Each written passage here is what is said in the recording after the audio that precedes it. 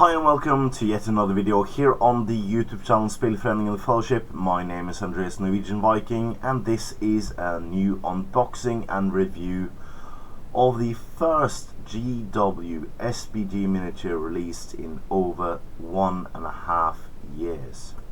So it's very exciting. We did a review of the Ballista in a hotel room at Ardicon. But the quality of the we did it for Facebook Live, but the quality of the video wasn't that great. So I put up my camera and in my office and did some close-ups. So I hope you like this this unboxing. Tomorrow we're doing an unboxing of the Warriors, and then finally the day after tomorrow we're doing the unboxing of the main event, Dane Ironfoot on Rocket Sausage. So let's just get right to it. Okay, so it is unboxing time here at the Spelföreningen Fellowship's HQ, and we already did the Ballista review, but it was a bit wonky. So what do we have here? We have the Hobbit and Lord of the Rings strategy battle game new box. Now we have already seen the Middle-earth logo with the two smaller logos underneath, but this is most definitely the design they're going for moving forwards, at least until the Middle-earth brand is, well, these two are consolidated into the Middle-earth brand.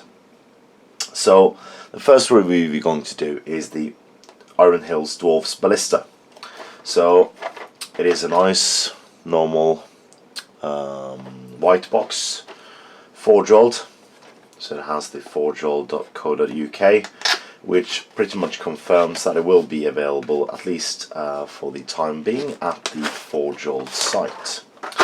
Now inside you will find a plastic box, and you'll find a full colour assembly manual. So this is the Iron Hill Ballista. There are 4 crew and the Ballista itself. The manual shows you the components with a list. There is an assembly legend. There is a note about what to do before assembling forge-rolled models. So you have to wash it. You have to remove any vents and other stuff, and then you have the assembly. Using super glue to do these resin models. So I really like this this assembly manual. It is very easy to understand. It has clear pictures. It has good resolution. It's not like the old forge-rolled manuals, because they were very awkward. Low resolution, printed on normal printing paper, stuff like that. So this looks good. It also proves that the original models were made in CAD. That is a computer program to make models. The reason for that is that it is exactly the model components on the assembly manual.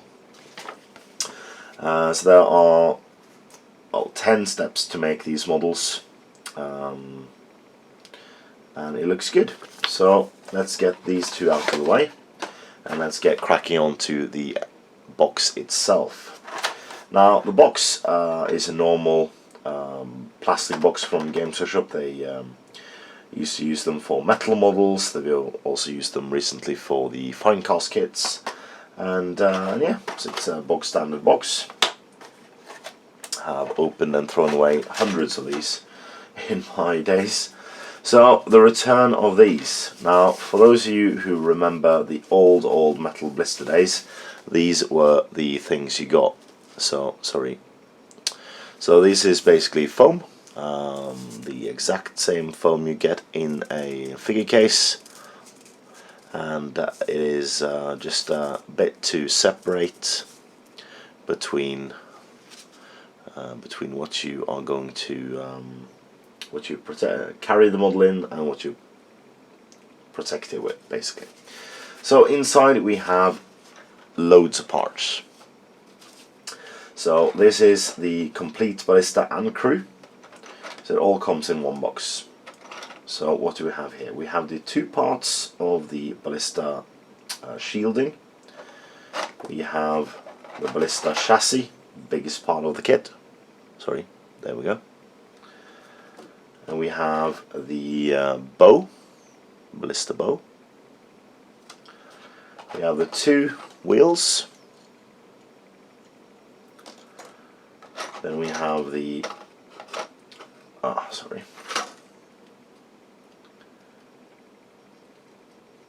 the Ballista arrow and the main body of the firing of the guide, basically.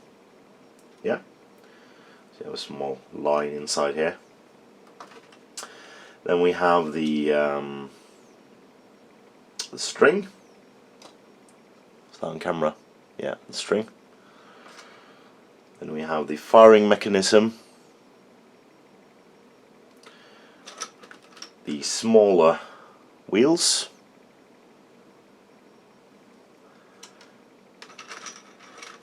The warrior's hands and the turn wheels to make it go around, basically, I think. And we have the 4 dwarf crew.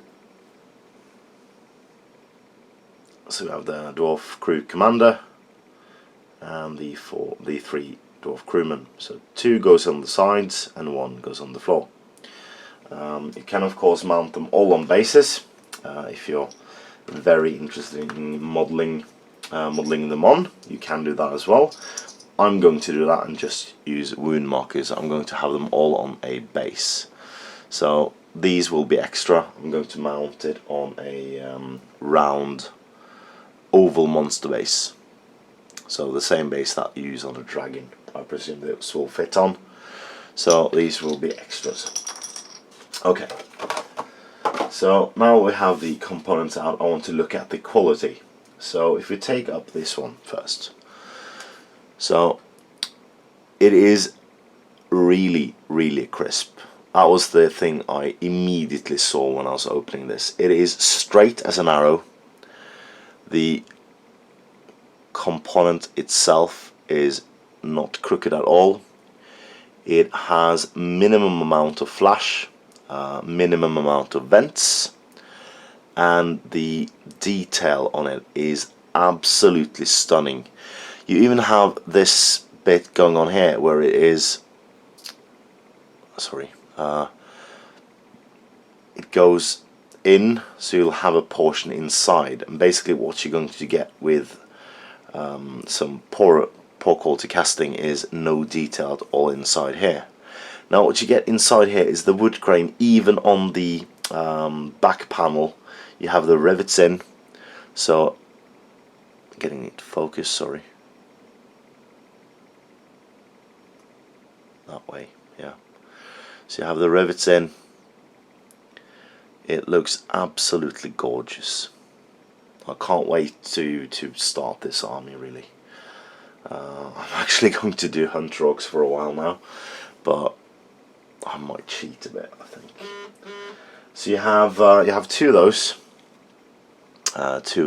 those components. It is a mirror matchup, except that one of them has these other components, so it fits together, lines up real nice. Okay, so that was these 2. So the main chassis of the Ballista is exactly the same. There are minimum amount of bubbling. I can't really see any bubbles at all. I can see some excess, because this isn't the one I opened during the first Crooked Cam video we did at the hotel room during Ardacon. So this one has a bit of excess resin on it, but nothing that is terrible. There is extreme amount of quality on this. The wood grain is wonderful. There's wood grain on all sides, and there's quite a heavy mold line. Oh, sorry. It's quite a heavy mold line on the one side, but then again it goes with the grain, so it will be quite easy to fill out. So these are 4-year-old models, so they will do with a bit of finesse when assembly. So these aren't beginner models. That has to be understood from the get-go. So yeah, that's the main chassis. So what I was really impressed by from the main kit the first kit we opened at the hotel room is there is no bending of the models at all. These are supposed to be bent this way, and they line up perfectly. So there will not be any need to use water on these and make it bend any different. Lining them up should be quite easy. There are a bit of a mold line on this as well, but not as serious as on the chassis, and it goes with the grain, so it shouldn't be a problem removing that as well, and it is on both sides. So will of course require some assembly and some careful touch, but I love this model, I really do. So the wheels. So when I think about the wheels, is my initial impression was that there is a negative space, and instead of like having it just blank and wood grain like you normally would, they have taken out the spaces, made it all complete metal. Well, this is resin, but it will be metal when it's painted, and the quality is just fantastic. It's so crisp, it's so nice, and you have the little shield motif in the middle there. It is wonderful. I find this absolutely stunning. So there are 2 of these, no serious mold lines, nothing to really clean up on this one, and same with these smaller wheels. So they look like exact duplicates of the bigger ones, just smaller, and they are about the same width. Yeah, so they'll line up perfectly. You have that on the chassis as well. What would that be? The big wheels will be further apart than the smaller wheels, which would be closer to the actual chassis. So what I might do is I might do this in several sub-assemblies when painting it to get the quality up, yeah, on my paint job. Sorry about this. Alright, then we have the arrow. Now, what I found on the other model was that the arrow on the other ballista I have is more crooked than this. So this is straighter. It is a bit crooked, but again, it will line up inside this main body. So it will be quite easy to just glue it on and guide it. So this won't require much hot water, because it's quite thin, and the chain detail is stunning.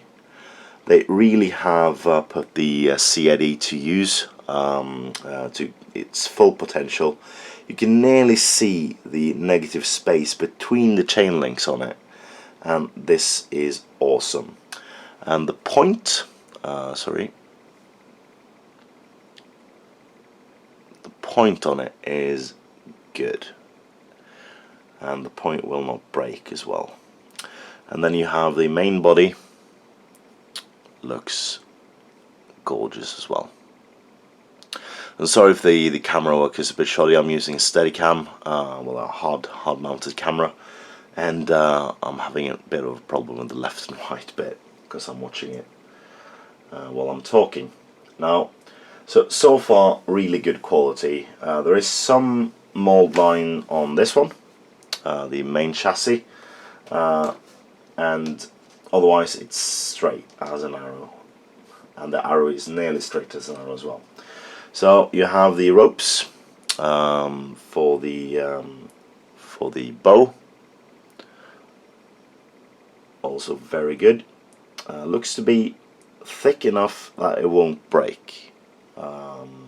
You have to be careful with these models though. There is some flash, but nothing that can be just brushed up with a toothbrush or just with a very, very fine modelling knife. Firing mechanism looks absolutely fantastic. It's knotted wood in between here. It's quite awesome actually. Or should it be metal? I have to look at some pictures from this. But the thing in the this way. Well, there we go. Focus, yeah. So you can see the negative space between the two bars. It's knotted wood or knotted metal. I'm not completely sure what material that should be, but I'll have a look at some reference material on it, and it is great. So far this model is wonderful. Okay, so coming into the crew now, you have of course the hands and the wheels to string the bow or make it, well, torque it, and sometimes with resin models, there we go. Sometimes with resin models, the fingers will look a bit sausagey, but I can't see that at all with these. The finger quality is absolutely stunning. So what you can see though is some lines on it, which means that they have 3D printed the master out of the CAD program, and yeah, but it's so good, so good. Very happy camper. So, and here we go. So this is the commander and one of the crewmen. So I don't know if you can see it. There we go. Focus. But the quality of the chainmail is so absolutely gorgeous. This is a marvel, basically. Oh, it's so good. Oh, yeah. So that detail on the faces, the crispness of the models. There is no mold lines at all. Nearly. There are a few bits of flash and a few bits of vents, and that's it. And it's the same for these guys as well. It is absolutely spectacular, the quality of this. Alright? I'm a bit flabbergasted, really. Is it out of focus now? Yeah. I'm sure you can see, but it's even better in person. Even better in person, I must say. Okay, so on a D6, this is definitely on the high 5, or even a 6 minus. Out of 10, I would give it a 9. 9 easy. Not a perfect score because it has, the mold has some bit of casting loss. I will have to fill this bit with green stuff, because the metal thing around the chassis will have to be straight again. Same here and on the other side. So I just can't remove all the flash and then just put the model together and looking. I will have to modify it. So not a perfect score, but it is very, very close. So I now have 2 of these ballistas. I look through the manual, and I will only need 2 ballistas in these scenarios. What I did find is I need 24 Ghost Riders. So yeah. So this is the first of the 3 unboxings we are going to do on the new Iron Hills Dwarfs. please join us tomorrow for another unboxing, where we will have a look at the Dwarf Warriors.